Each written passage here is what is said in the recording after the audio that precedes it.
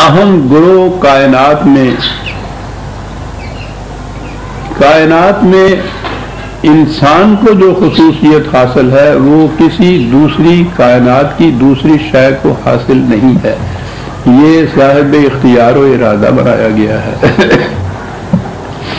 दो ग्रोह जो कहे हैं अगली आयत में बता दिया है कि ये कौन से ग्रोह हैं। वो ग्रोह है या माशरल जिन्न वल इंस अन इस्तताअतुम अन तनफुज़ू मिन अक़तारिस समावाति वल अर्द फनफुज़ू ला तनफुज़ून इल्ला बिसुल्तान। ये आयत जो है इसका मफ़हूम तो मैं आगे बयान करूंगा। पहली चीज ही वही है या माशरल जिन्न वल इंस। दो ग्रोह जो बताए गए हैं वो खुद ही बता दिया कि जिन और इंस के हैं।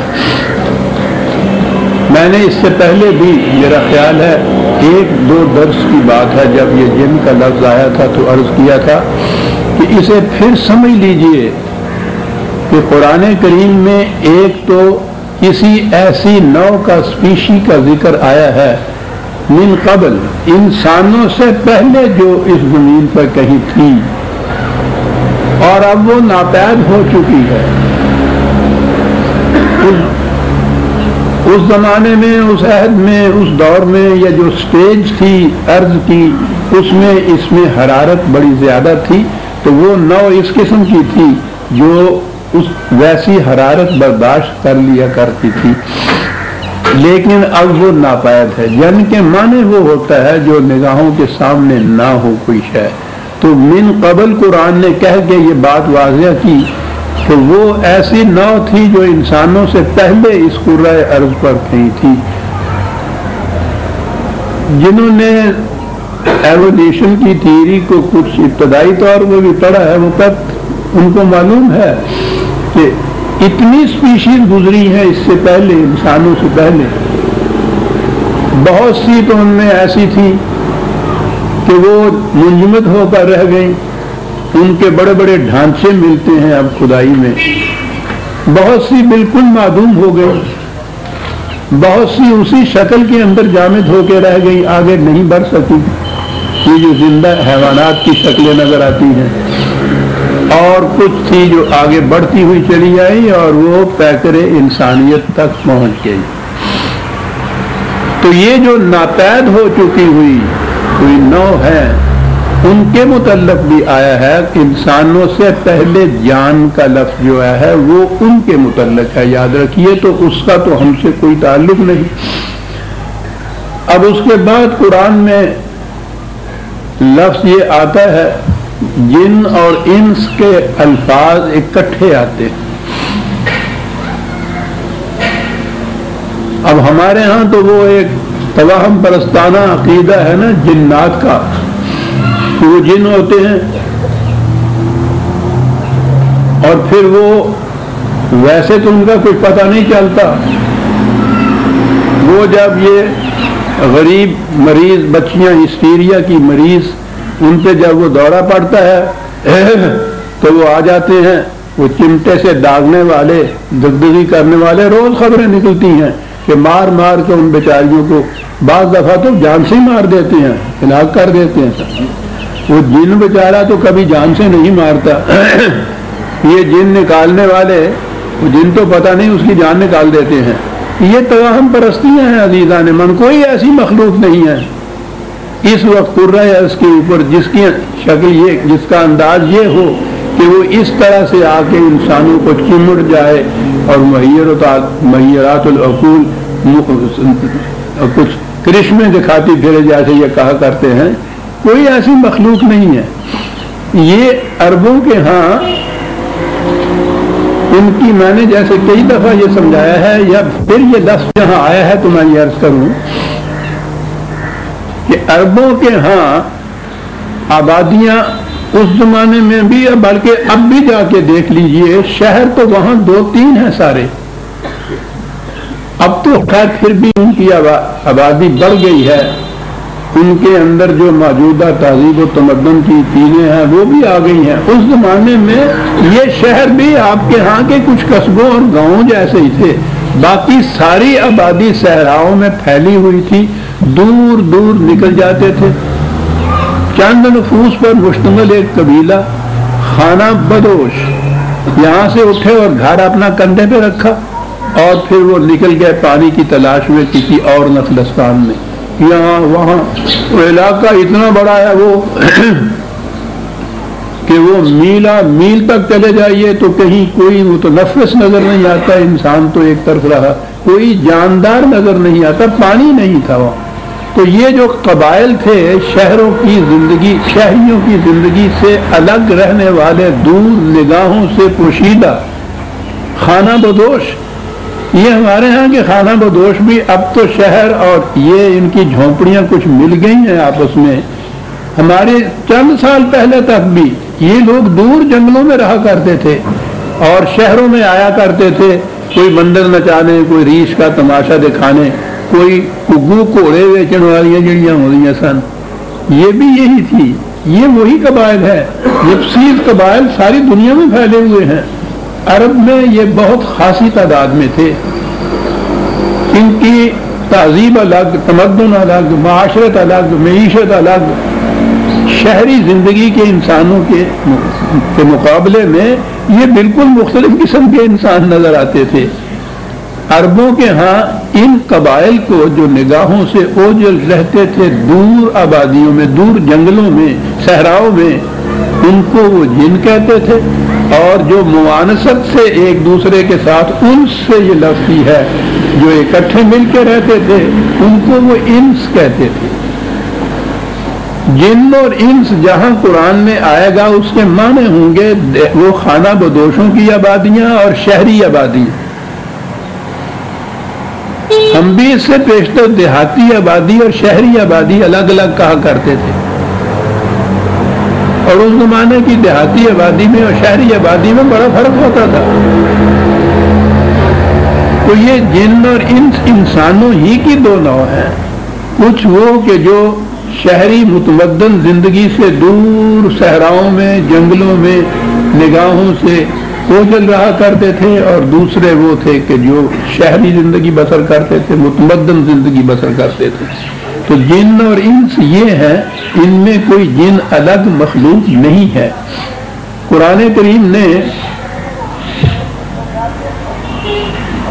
قرآن کے متعلق کہا ہدی للناس، جہاں جہاں بھی یہ چیزیں آئی ہیں الناس کے متعلق ہی آئی ہیں، انسانوں کے متعلق۔ ہدی للناس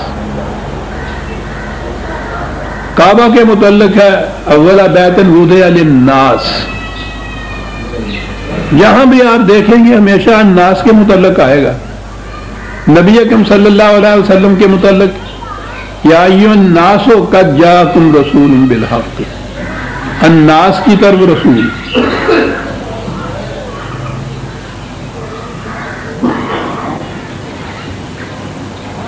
منکم رسول بھی قرآن نے نہیں کہا ہے، تم میں سے ایک رسول ہم نے بھیجا۔ سارے قرآن میں کسی رسول کا ذکر نہیں ہے جو جنوں میں سے کہا جائے کہ آیا، یہ انسانوں میں سے رسول آتے تھے، انسانوں کی طرف آتے تھے، اور انسانوں میں یہ دونوں گروہ شامل ہیں۔ اس لیے جہاں بھی یہ خطاب یا یہ الفاظ جن اور انس آئیں گے تو اس کے معنی اس زمانے کے شہری آبادیاں اور وہ قبائل جو صحراؤں میں نگاہوں سے دور رہا کرتے تھے، یہ انہی کا ذکر ہے۔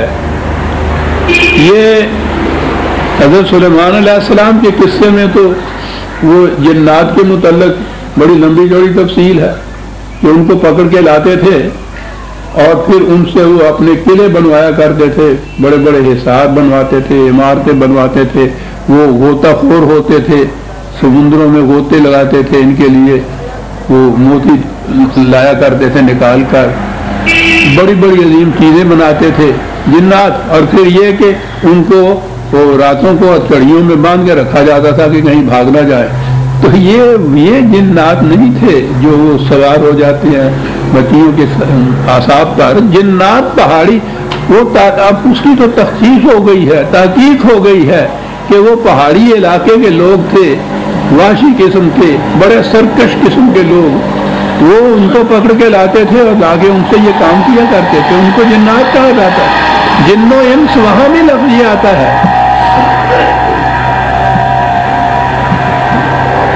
بلکہ قرآن کریم میں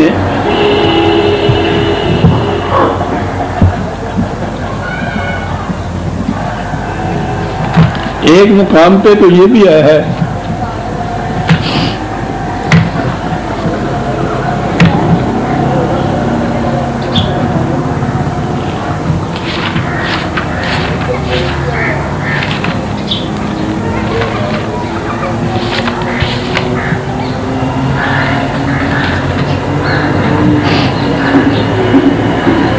یہ جو میں نے کہا ہے نا یہ ٹپری واس جن کو خانہ بدوش کہتے ہیں یہ آیا کرتے تھے. یہ چھوٹی موٹی چیزیں بنا کے وہ چھاچ کی چھلیاں اس قسم کی چیزیں بنا کے لایا کرتے تھے اور شہروں میں آگے بیچا کرتے تھے. کوئی چھوٹے موٹے چاقو وغیرہ بھی یا اس قسم کی چیزیں. تو یہ آپس میں یہ تعلقات بھی تھے شہریوں کے اور ان دیہاتیوں کے یا ان قبائلیوں کے. اور یہ جن کو انس کہا ہے قرآن نے. چنانچہ قرآن نے ایک مقام پہ ان کی یہ چیز بھی کہی ہے. میں نے خاص طور پہ یہی ریفرنس اس لیے دی ہے 6/129 ہے 6:129. وَقَالَ أَوْلِيَاؤُهُم مِّنَ الْإِنسِ رَبَّنَا اسْتَمْتَعَ بَعْضُنَا بِبَعْضٍ کہ واقعی ہماری کیفیت یہ تھی کہ یہ ادھر آیا کرتے تھے شہروں کے اندر چھوٹی موٹی چیزیں بنا کے لایا کرتے تھے. ہم وہ خریدا کرتے تھے اور یہ اپنی ضروریات کی چیزیں ہم سے شہروں سے خرید کے لے جایا کرتے تھے.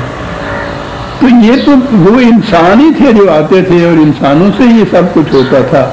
یہ جنات جو ہمارے ذہنوں میں ہیں وہ تو یہ جنات نہیں ہوتے جو قرآن نے جو کہا ہے. بلکہ اسی کے اگلی آیت میں ہے یا معاشر الجن والانس الم یاتکم رسل منکم